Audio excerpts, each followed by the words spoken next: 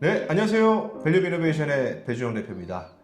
오늘은 9개월 전에 저희 한번 영상을 찍었을 거예요. 저희 그 밸류 이노베이션의 자문 변호를 맡으시면서도 또 법무법인 창천의 소속 변호사로 활동하고 계시는 정재윤 변호사님을 오랜만에 모셨습니다. 인사 한번 부탁드리겠습니다. 안녕하세요. 법무법인 창천의 정재윤 변호사입니다. 반갑습니다.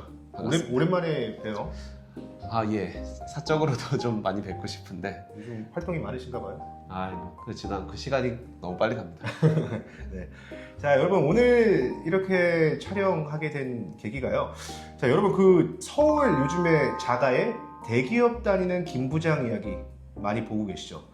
저도 원래 TV를 잘 안 보는데 그거는 추천해서 한번 봤는데 굉장히 좀 흥미롭더라고요. 근데 이제 그 내용 중에서 법률적인 부분으로 좀 궁금한 부분이 있어갖고 제가 급하게 우리 정재윤 변호사님을 찾아오게 됐고요. 제가 궁금했던 부분을 한번 여쭤보면은 거기서 그 김 부장이 나왔잖아요. 네. 그 김 부장님이 이제 은퇴를 하시고 그 은퇴 자금으로 해서 분양상가를 이제 구입을 하셨는데 네.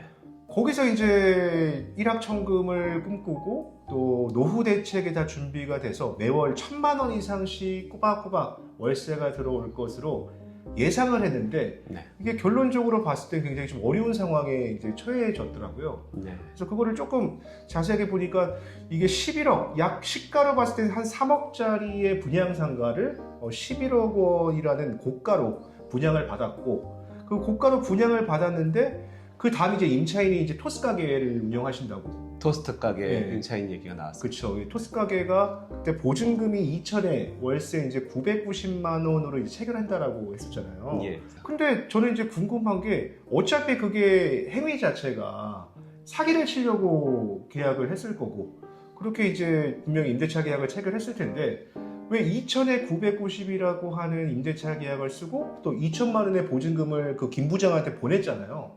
예. 근데 그래 놓고 자기 이제 계약 못 하겠다 네. 라고 이제 전화 통화로 그 여자분, 남자분 둘 다 못 하겠다는 해지 통보를 했고 그 보증금 2천 그냥 알아서 하세요. 갖고 가세요. 라고 이제 했는데 네.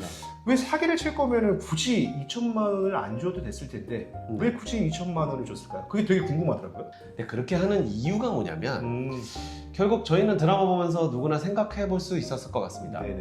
김 부장님은 왜 바로 변호사를 찾아가지 않을까? 네. 또는 왜 바로 형사고소에 착수하지 않을까? 예. 또는 아예 그 2층에 정신과 그 개원한 의사분이 맞아요. 요즘 최신화에 또 나오셔 네. 등장을 하셨는데 맞아요. 그분과 함께 공동 피해자를 왜 같이 어. 절차를 진행하지 않을까? 예. 많은 분들이 좀 궁금해하실 수 있다고 네네네. 저도 생각을 했었습니다. 네. 뭐 드라마에는 나오지 않더라도 음. 뭐 김 부장님이 실제로 형사고소나 변호사 상담을 해봤을 수는 있겠죠. 네네. 그리고 진행을 해봤을 수도 있겠죠. 음. 근데 이제 좀 거기서 이제 좀 오늘 여러 가지 얘기 말고 왜 토스트 가게 2천만 원 계약은 왜 했을까에 대해서만 그러니까 좀 왜 얘기를 2천만 해보면 원을 예. 결국은 이제 김 부장님이 형사로 뭐 이거 왜 3억도 안 되는 것을 왜 이렇게 비싸게 이제 허위 과장을 해서 이제 팔았다라고 맞아요. 주장을 하면서 하는 게 결국 네. 사기라는 죄명으로 결국 고가 분양인 거죠. 그렇죠. 고소를 들어가지 네. 않겠습니까? 네네. 그 네. 분양 주체 입장에서는 우리는 사실 가치라는 게 어떤 상가의 가치가 시세가 3억 할지 10억 할지 20억 할지 5억 할지는 사실 단정할 수 없는 거고 네네. 본인들은 이 가치를 이렇게 홍보한 거에 대한 근거가 나름대로 있었다 라는 주장을 하는 거에 네. 힘을 보태고 싶었던 거죠. 토스트 가게가 실제로 네네. 보증금 2천에 자기들한테 문의가 왔었다. 네. 보증금 2천에 월세 990에 하겠다는 임차인이 실제로 마쳤고 실제로 계약서도 쓰는 걸 도와드렸다 우리가. 네네. 그럼 우리는 사실 허위 과장으로 또는 네. 거짓된 정보를 얘기한 것이 아니었다. 네네. 이 자리에 실제로 문의가 있었다는 것이고 그게 입증이 되는 거죠. 네네. 그래서 실제로 그 계약 체결까지 이르렀지만 그 계약이 결국 그 임차인의 다른 사정으로 입주를 결국은 하지 못했다라는 것은 사실 상가를 분양한 분양주체가 책임질 부분은 아니다. 다만 우리는 거짓 정보를 통해서 분양을 한 것은 아니다. 네네. 라는 근거 자료로 삼고 싶은 거죠.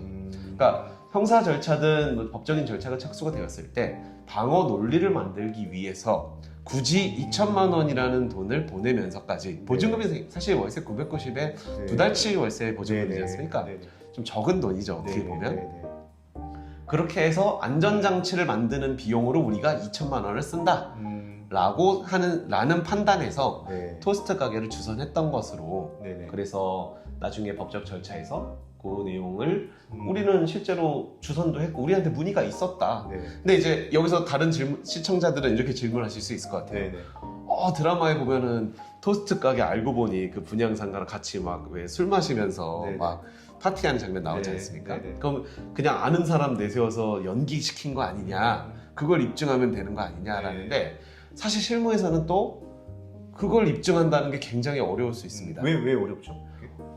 이 토스트 가게 사장과 이 사람이 실제로 처음부터 공모해서 토스트 가게를 아예 할 생각이 없었다라는 것을 형사 절차에서 입증하려면 이분들의 기존의 특수관계라든지 뭐 이분들이 뭐 예를 들어 서로 뭐 어리석게도 뭐 가족 관계라든지 이런 가까운 사이가 아예 아닌 한 그냥 지인을 통해서 이렇게 한 것이라면 또는 일부 돈을 주면서 이런 걸 시켰을 수도 있겠죠.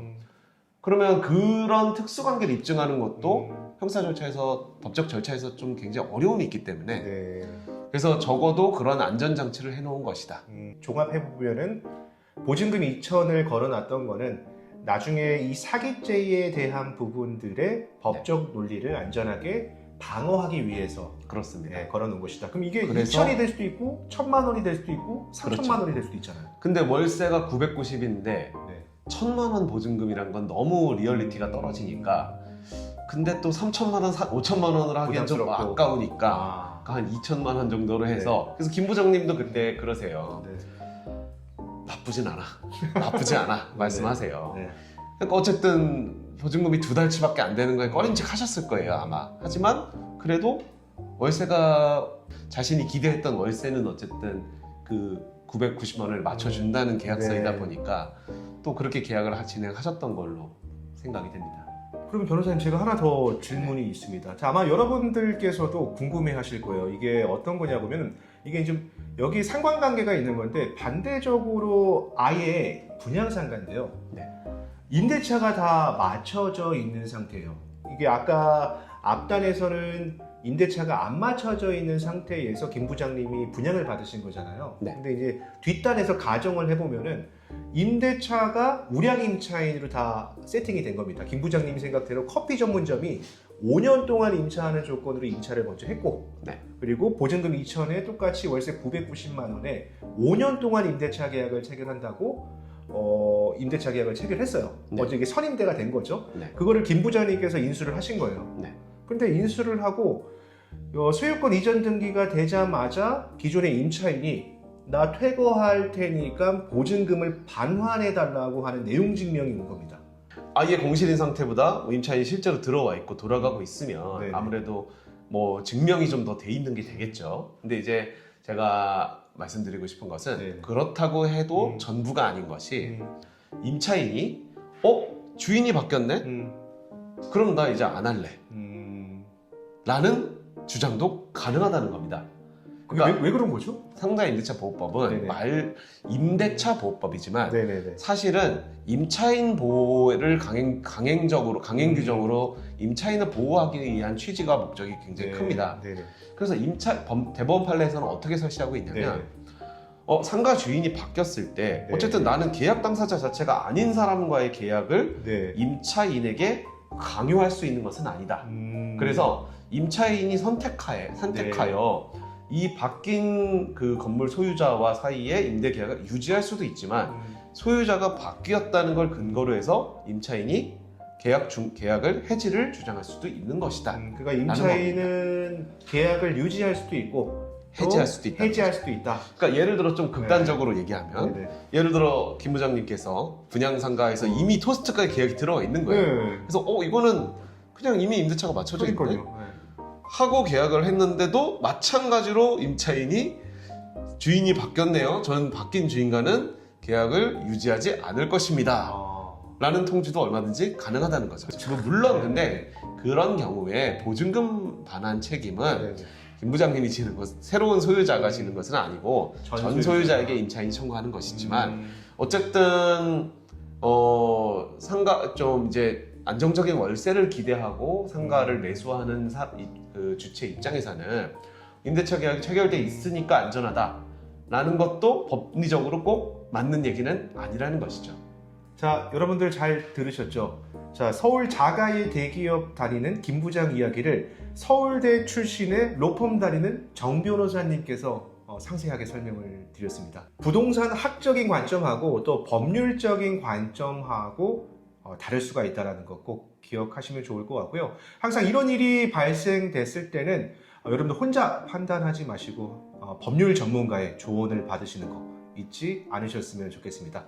자, 오늘은 그 서울 자가의 대기업 다니는 김 부장 이야기를 한번 다뤄봤고요. 다음 이 시간에 더 좋은 컨텐츠로 인사드리도록 하겠습니다. 감사합니다.